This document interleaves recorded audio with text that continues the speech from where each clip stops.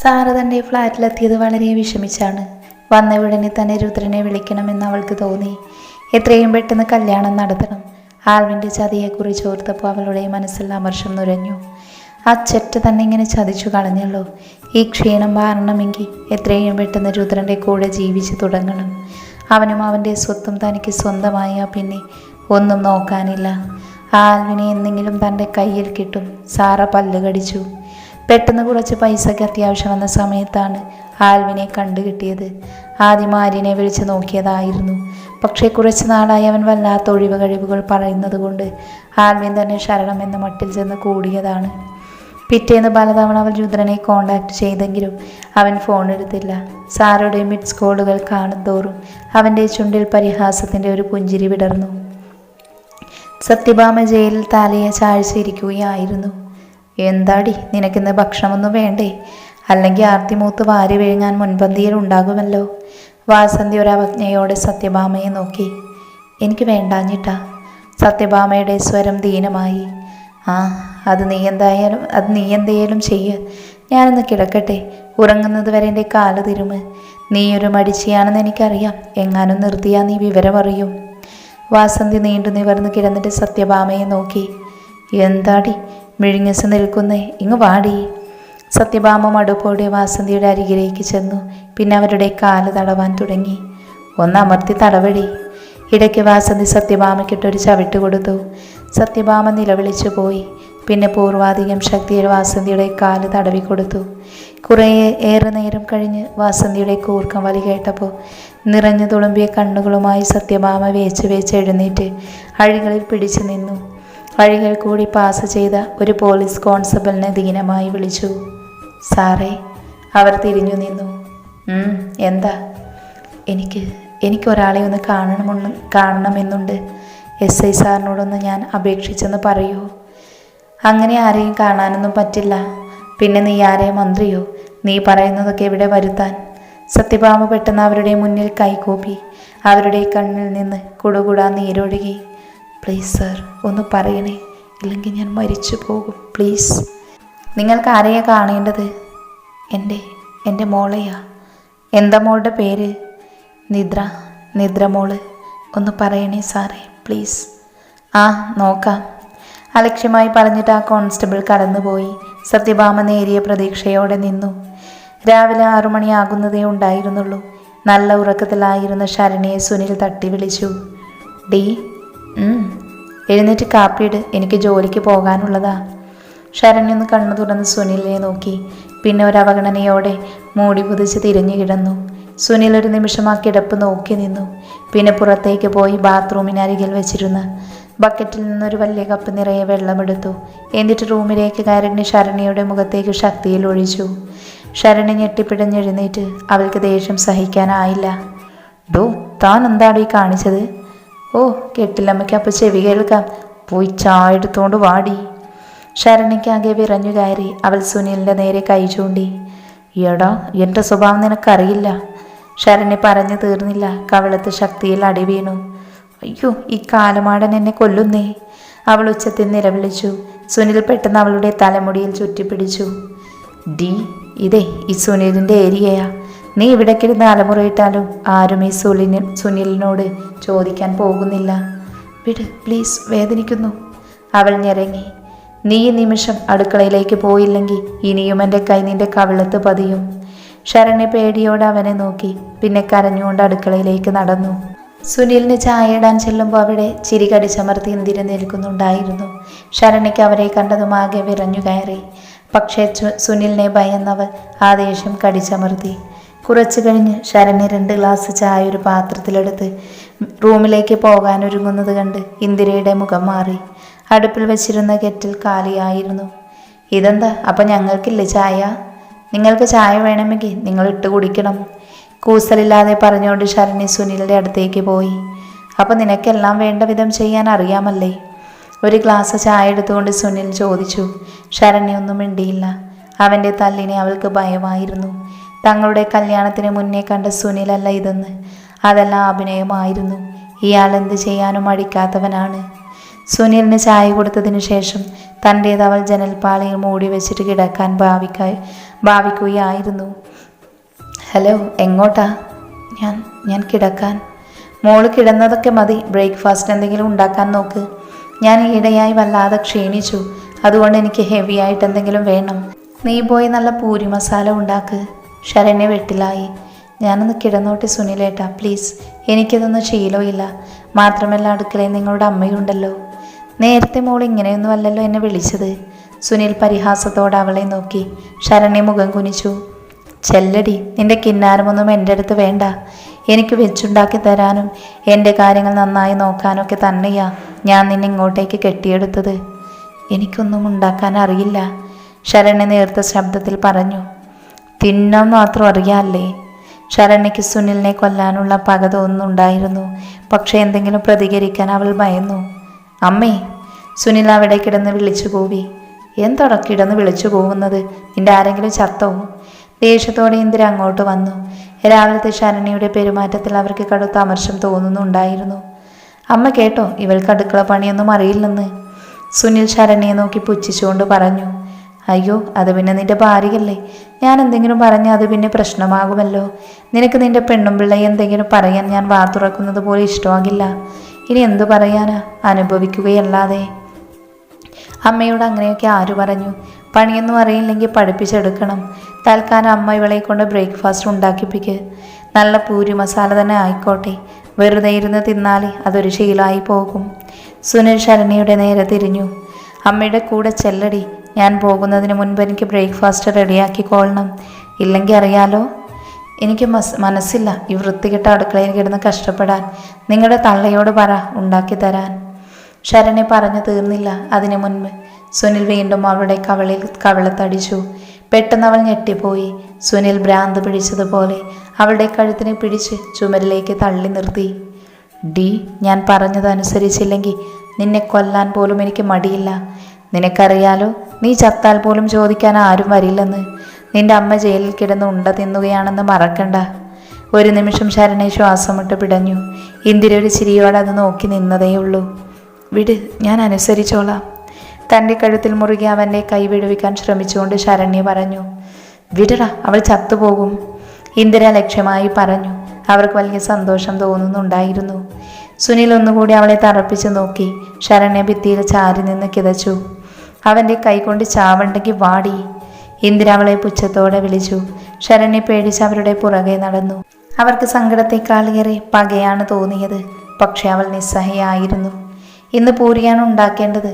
40 പൂരിക്കുള്ളത് പരത്തണം. വേഗം ചെയ്യ്. ഇന്ദിര മാവും ചപ്പാത്തി പലകയും ശരണ്യയുടെ മുന്നിലേക്ക് നീക്കി വെച്ചു.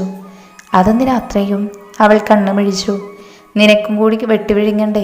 എന്നും ബിരിയാണി മേടിച്ച് തിന്നാൻ പറ്റില്ലല്ലോ. നിന്റെ കെട്ടിയോന് തന്നെ വേണം 10-15 എണ്ണം. പിന്നെ മര്യാദയ്ക്ക് ചെയ്തോളണം, ഇല്ലെങ്കിൽ നിന്നെക്കൊണ്ട് ഞാൻ ഇരട്ടി പണിയെടുപ്പിക്കും. ശരണ്യൊന്നും മിണ്ടാതെ പൊടിയും വെള്ളവും കലർത്തി മിക്സ് ചെയ്തു. ഇന്ദിരയുടെ നിർദ്ദേശമനുസരിച്ച് കുറേ എണ്ണം പരത്തി. അവളെ കൊണ്ട് തന്നെ ഇന്ദിരയെ അതെല്ലാം ചുട്ടടിപ്പിച്ചു. ഗ്യാസ് കൂടിയില്ലാത്തതിനാൽ ശരണ്യയ്ക്ക് ആ ജോലി ഭാരപ്പെട്ടതായി തോന്നി. പിന്നീട് ഉരുളക്കിഴങ്ങ് മസാല കറി ഉണ്ടാക്കാൻ ഇന്ദിര പറഞ്ഞതനുസരിച്ച് അവൾ അതും ചെയ്തു.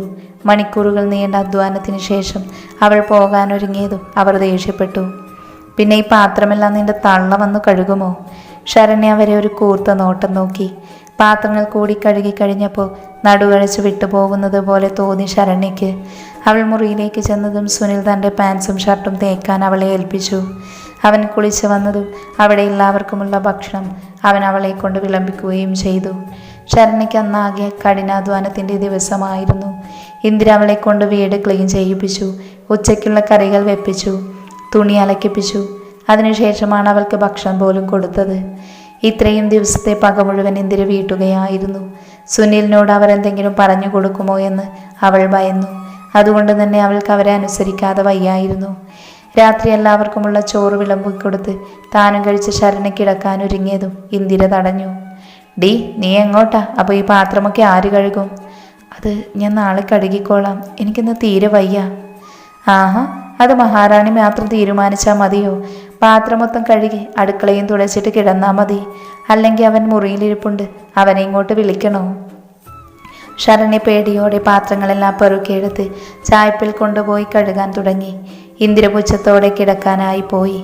അവരിന്ന് ആ വീട്ടിൽ യാതൊരു പണിയും ചെയ്തിരുന്നില്ല. കഴുത്തിന് ചുറ്റും നാക്കുണ്ടായിരുന്ന പെണ്ണാണിപ്പോൾ താൻ പറയുന്ന അടിമപ്പണിയെല്ലാം ചെയ്യുന്നത്. സുനിൽ ഒട്ടും മോശമല്ല. ഇങ്ങനെയാണെങ്കിൽ ഇവൾ തൻ്റെ കാൽ ചുവട്ടിൽ കിടന്നോളും. എന്തായിരുന്നു അവളുടെ അഹങ്കാരം! മകനെ ഓർത്ത് അവർക്ക് അഭിമാനം തോന്നി. മണി 11 കഴിഞ്ഞപ്പോഴാണ് ശരണി റൂമിലെത്തിയത്. സുനിൽ ഒരു സിഗരറ്റ് പുകച്ച് അവളെ കാത്തിരിക്കുന്നുണ്ടായിരുന്നു. അവൻ്റെ വഷളം നോട്ടം കാണുമ്പോൾ തന്നെ അവൾക്ക് ദേഷ്യം വരികയായിരുന്നു. ശരണി അവനെ ശ്രദ്ധിക്കാത്ത മട്ടിൽ അവൻ്റെ അരികിൽ കിടക്കയിൽ കിടന്നു. സുനിൽ കൈയെത്തിച്ച് ലൈറ്റ് അണച്ചിട്ട് അവളുടെ ദേഹത്തേക്ക് പടർന്നു കയറി. ശരണ്യാകെ അവശയായതുകൊണ്ട് തന്നെ അവൾക്കാകെ ദേഷ്യം വരുന്നുണ്ടായിരുന്നു. ഒന്ന് മാറിക്കിടക്കുമോ? മനുഷ്യരൊന്ന് ഉറങ്ങണം. ഒന്നും ഓർക്കാതെ ശരണ്യ അവനെ ദേഹത്തു നിന്നും തള്ളി മറിച്ചിട്ട് കൊണ്ട് അലറി. അത്രമേൽ അവശയായിരുന്നു ശരണ്യ. പക്ഷേ ഞൊടിയിടയിൽ അവളുടെ ദേഹത്ത് കയറിയിരുന്നത് കൊണ്ട് സുനിൽ അവളുടെ കവളിൽ കൈകുത്തി പിടിച്ചു. അവൻ്റെ ഭാരവും കൈകുത്തി പിടിച്ചതിനുമുള്ള വേദനയുമൊക്കെ കൊണ്ട് അവൾക്ക് ശ്വാസം കിട്ടാതെയായി. മര്യാദക്കിരുന്നില്ലെങ്കിൽ നിന്നെ ഞാൻ കൊന്ന് കൊക്കയിൽ തള്ളും. ഇതിനും കൂടി വേണ്ടിയിട്ടാണടി ഞാൻ നിന്നെ കെട്ടിയെഴുന്നള്ളിച്ച് കൊണ്ടുവന്നിരിക്കുന്നത്. കുറേ നാൾ കൊണ്ട് വല്ല പെണ്ണുങ്ങൾക്കും ക്യാഷ് കൊടുത്ത് അഡ്ജസ്റ്റ് ചെയ്തതാ. ഒടുക്കത്തെ പൈസ കൂട്ടി അതും മുതലാക്കലായി. അപ്പോഴാ അവളുടെ ഒരു നെഗളിപ്പ്. അവളുടെ കഴുത്തിൽ കുത്തിപ്പിടിച്ച് സുനിൽ ശരണ്യെ ബലമായി ചുംബിച്ചു. ശരണ്യ ഞെട്ടിപ്പോയത് അവൻ്റെ പറച്ചിൽ കേട്ടിട്ടായിരുന്നു. ഇത്രയും വൃത്തിയിട്ടവനായിരുന്നു ഇവൻ. കണ്ട വേഷ സ്ത്രീകളുടെയൊക്കെ കൂടെ കിടന്നവൻ ഇപ്പോൾ തനിക്കൊപ്പം കിടക്ക പങ്കിടുന്നതോർത്ത് അവൾക്ക് ഓക്കാനം വന്നുപോയി. കൂടുതൽ ചിന്തിക്കാൻ നേരം കൊടുക്കാതെ സുനിൽ അപ്പോഴേക്കും അവളുടെ വസ്ത്രങ്ങൾ പറിച്ചെറിഞ്ഞ് അവളുടെ ശരീരത്തിലേക്ക് പടർന്നു കഴിഞ്ഞിരുന്നു. എല്ലാം കഴിഞ്ഞപ്പോൾ ശരണ്യ വല്ലാത്തൊരവസ്ഥയിലായി. ക്ഷീണം ഒരുപോലെ മനസ്സിനെയും ശരീരത്തെയും ബാധിച്ചു. സുനിൽ ഇറങ്ങിയാലുള്ള പണവും സ്വർണവും ഇവിടെ നിന്നും എങ്ങോട്ടെങ്കിലും ഒളിച്ചോടണം ശരണ്യ തീരുമാനിച്ചു. ഈ നരകത്തിൽ തൻ്റെ അന്ത്യം കണ്ടവർ ആരും ഉണ്ടാകില്ല. ശരണ്യയ്ക്ക് ശരീരമാസകലം വേദനിക്കുന്നുണ്ടായിരുന്നു. രാവിലെ 5 മണിക്ക് തന്നെ സുനിൽ ശരണ്യയെ തട്ടിയെഴുന്നേൽപ്പിച്ചു. അവൾ സുനിലും ഇന്ദിരയും പറഞ്ഞ ജോലികളെല്ലാം മറുത്തൊന്നും പറയാതെ ചെയ്തു. തൻ്റെ മനസ്സിലുള്ള പ്ലാൻ ഇപ്പോൾ ഒരു കാരണവശാലും തള്ളയും മോനും അറിയരുതെന്ന്. അറിഞ്ഞാലൊന്നും നടക്കില്ല. 10 മണിക്ക് മുന്നേ സുനിൽ ഇറങ്ങിയതും ശരണ്യ ഒന്ന് ദീർഘമായി നിശ്വസിച്ചു. പിന്നെ വേഗം വാതിലടച്ച് ഡ്രസ്സ് ചെയ്ത് കട്ടിലിനടിയിലിരുന്ന ബാഗ് കണ്ടതും അവളുടെ കണ്ണുകൾ തിളങ്ങി. തൻ്റെ അടുത്താണ് കളി. അവൾ വേഗം തന്നെ കുനിഞ്ഞത് വലിച്ചെടുത്തു. സിബ് തുറന്നത് ഓപ്പൺ ചെയ്തതും അവൾ ഞെട്ടിപ്പോയി. ഈശ്വര, തൻ്റെ ക്യാഷും സ്വർണവും എവിടെ? ശരണ്യ ഭ്രാന്ത് പിടിച്ചതുപോലെ ആ ബാഗ് കുടഞ്ഞു. അതിൽ നിന്ന് അവളുടെ കുറച്ച് ഡ്രസ്സുകളും കാലിയായ പേഴ്സും സ്വർണം പൊതിഞ്ഞു വെച്ചിരിക്കുന്ന കട്ടിയുള്ള കവറും മാത്രം പുറത്തേക്ക് വീണു. അയാൾ, ആ സുനിലാണോ ഇതെല്ലാം മോഷ്ടിച്ചത്? അതോ അത്തള്ളയും മോളോ? ശരണ്യയ്ക്ക് ഭ്രാന്ത് പിടിക്കുന്നത് പോലെ തോന്നി. സത്യഭാമ ജനലഴിയിൽ തൻ്റെ തല ചായ്ച്ചിരിക്കുകയായിരുന്നു. എന്തോ ശബ്ദം കേട്ടാണ് മുഖമുയർത്തിയത്. മുന്നിൽ ആരോ നിൽക്കുന്നത് കണ്ടവർ പിടഞ്ഞെഴുന്നേറ്റു. സത്യഭാമയ്ക്ക് തൻ്റെ കണ്ണഞ്ചുന്നത് പോലെ തോന്നി. മനോഹരമായ ഗോൾഡൻ സിൽക്ക് സാരിയിൽ അതിസുന്ദരിയായ ഒരു യുവതി.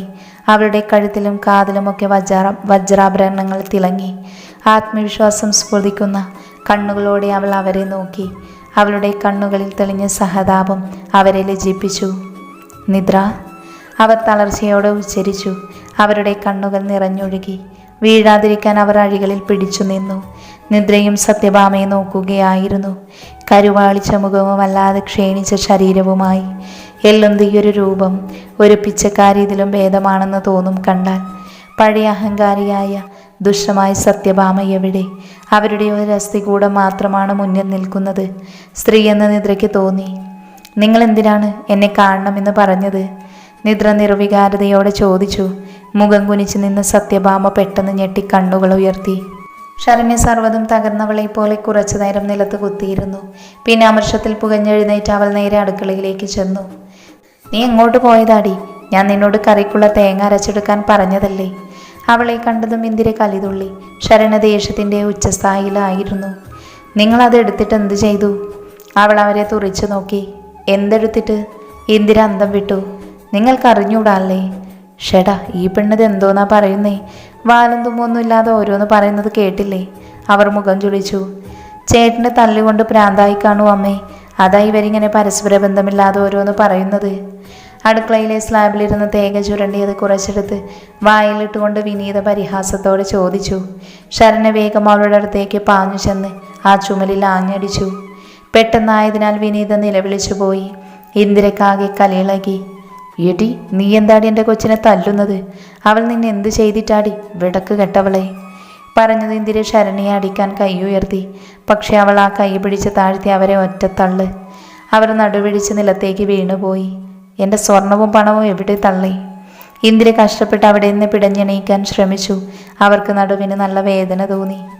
നോക്കി നിൽക്കാതെ ഒന്ന് വന്ന് പിടിക്കടി. അവർ വിനീതയ്ക്ക് നേരെ ചീറി. ശരണ്യയുടെ പെർഫോമൻസ് കണ്ട് പകർച്ചു നിൽക്കുകയായിരുന്നു അവൾ. വേഗം തന്നെ വന്ന് അമ്മയെ പിടിച്ചെഴുന്നേൽപ്പിച്ചു. സത്യം പറഞ്ഞു, എൻ്റെ സ്വർണവും പണവും നിങ്ങൾ എന്ത് ചെയ്തു? മര്യാദക്കല്ലെങ്കിൽ നിങ്ങൾക്കെതിരെ ഞാൻ പോലീസിൽ പരാതി കൊടുക്കും. ശരണ്യ വീണ്ടും അവർക്ക് നേരെ ചീറി.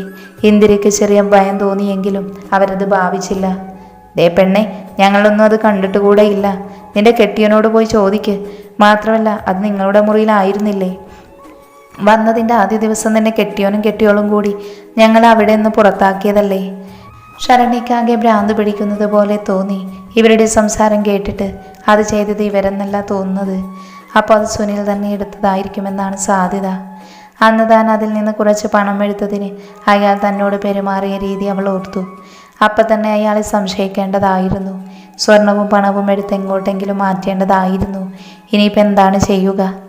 അയാൾ സ്വർണവും പണവും ഇവിടെ എവിടെയെങ്കിലും ഒളിപ്പിച്ചിട്ടുണ്ടോ എന്ന് നോക്കണം.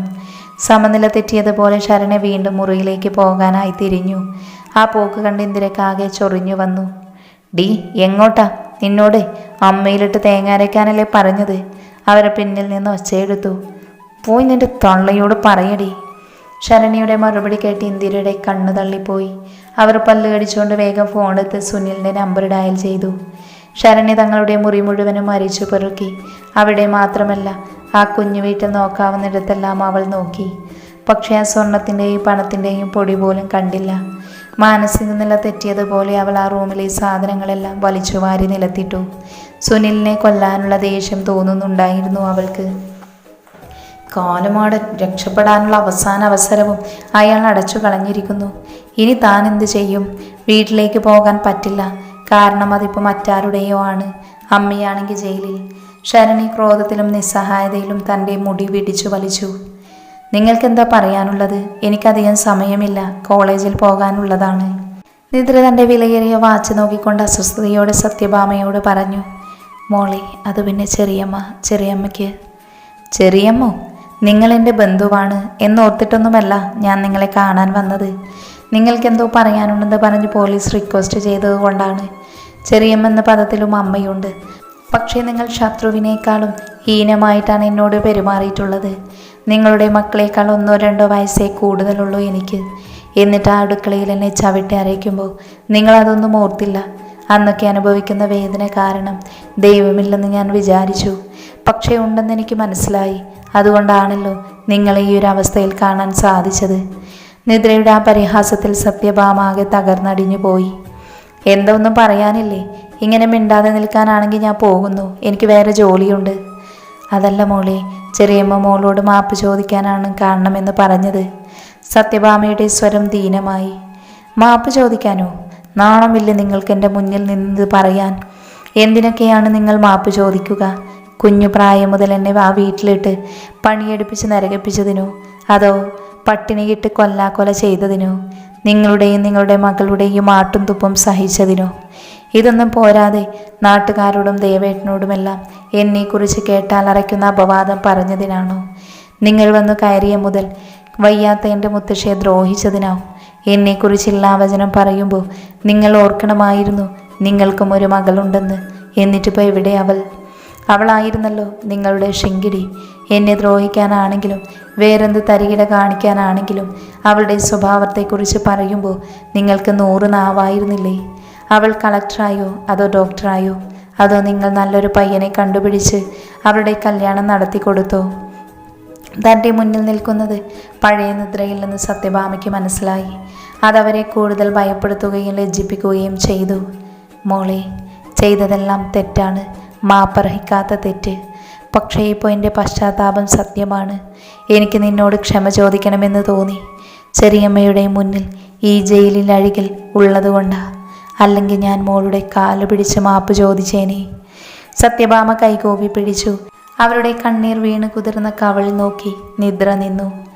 മാപ്പ്, ഞാൻ ചെയ്തതെല്ലാം തെറ്റായിരുന്നു. മോൾക്കൊരിക്കലും എന്നോട് പൊറുക്കാനാവില്ല എന്നറിയാം. പക്ഷേ ഞാൻ ചിലപ്പോൾ ഇവിടെ കിടന്ന് മരിച്ചു പോയാലോ?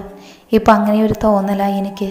അതുകൊണ്ടാണ് നിന്നെ ഒന്ന് കാണണമെന്ന് ഞാൻ നിരന്തരം പോലീസുകാരോട് അപേക്ഷിച്ചത്. സത്യഭാമ അങ്ങേയറ്റത്തെ ദയനീയതയോടെയാണ്. പക്ഷെ നിദ്ര നിശബ്ദയായി നിന്നതേയുള്ളൂ. നിന്റെ മുന്നിൽ നിൽക്കാതെ യോഗ്യത പോലും ഈ ചെറിയമ്മയ്ക്കില്ല മോളെ. എൻ്റെ മകൾ ഒരുത്തിൻ്റെ കൂടെ ഒളിച്ചോടി പോയി. മകനാണെങ്കിൽ ഉണ്ടായിരുന്ന വീടും കടത്തിലാക്കി.